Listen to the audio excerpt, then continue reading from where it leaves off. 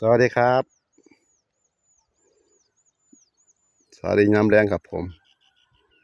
วันนี้มาสวนมาตัดหญ้าต้องปลูกต้นไม้ครับมาตัดยามแรงฮะน้ำเสามันห่อนสายมามันห่อนก็เลยมาตัดยามแรงครับโอ้เนี่ยตัดแล้วล่ะครับ5:20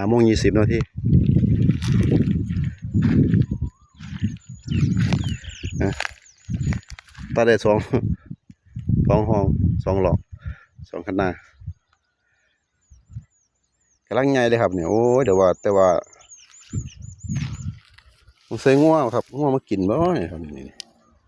โอ้ยง่วมากินนั่นมันเจ้าง่วมาเลี้ยงบ่เห็นหรอกครับบ่เห็นเขาง่วมาเลี้ยงหรอกแต่ว่าเห็นแต่ห้อยคิดว่าง่วกินหรอครับกินใบมันกินยอดมันยอดผักต้นประดูครับนี่ไหมนี่นะครับเนี่ยนี่นะครับนี่อันคักๆเลยนะว่าได้มา2 อาทิตย์ครับอาทิตย์หนึ่งอาทิตย์ก็กลัวครับว่าจะมา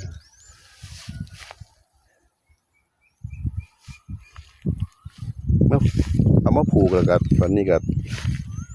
ตัวหน่อยมันไม่ได้ผูกนะครับว่าหน่อยนะว่าใหญ่มันผูกอยู่มันเห็นหยามันเห็นเขียวมันก็เลียนใส่เลยวันนี้ก็มีอันครับนี่คือกันนะครับนี่ห้อยมันกินห้อยกินว่าชื่อว่าแมงบ่เมียนนะเอาไปเป็นยอดเลย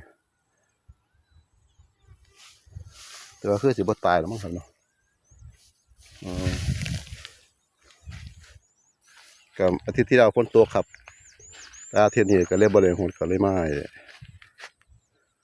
ตัดหญ้าครับอาทิตย์หน้าสิหดบรรยากาศบริมา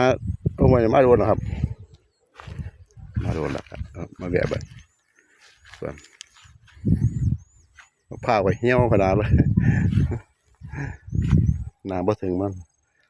มะพร้าวนี่โอ้มันต้องมีน้ำนะครับน้ำลงถึงกันเด้อว่ามันบ่มักน้ำบ่แม่นเด้อมะพร้าวมักคือกันนะครับต้องการน้ำครับก็แรงขนาดบ่ถึงมะพร้าวมันก็บ่ออกหน่วยอยู่ครับแต่ว่าเอาแล้วก็ล้นสู่พอแล้วมันก็ล้นน้ำพร้าวนะน้ำมันต้องถึงน้ำโอ้ครับบรรยากาศครับโอ้อันนี้ก็มาดู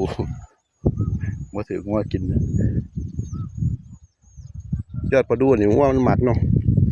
แต่ว่าต้นยางหน้าหน่อยอ้วนบ่กินนะครับกันใบปลาดูยอดปลาดูมัน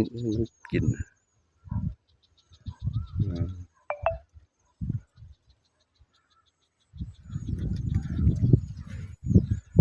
จังหวะก็จะเข้าหน้าฝนแล้วครับนี่ก็หน้าแรงนี่เดือนเมษาแล้วต้นเมษาจังหวะก็จะเข้าหน้าฝนแล้วครับคือสิรอดอยู่ครับต้นรอดก็รอดต้นบ่รอดก็บ่รอดรอดอยู่ประมาณ90%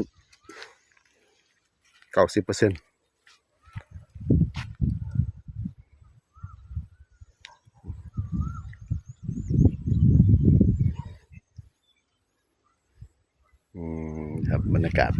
น้ำแดงแถวบ้านชนบทมะพร้าวมันก็เหี่ยวแหละเหี่ยวไม่ค่อยมีน้ำแล้วน้ำไม่ค่อยเต็มที่ปานใดกันนี้คล้องก็คือโอเคอยู่หันก็เป็น3กับบ่ปานใดสูบน้ำมาใส่มันก็บ่ปานใดทีละเที่ย2 อาทิตย์เที่ยโอเคครับผมโอ้มาตัดต้นใหม่มาตัดหญ้ากับพลอยมากินนั่นเลยกินปลาดูเลยยอดปลาดูแต่ว่าคือจะมาตายแล้วมั้งโอเคครับผมโอเคครับโอเคครับขอบคุณครับครับผมไม่ได้พอกันหลายเพียร่าแล้ว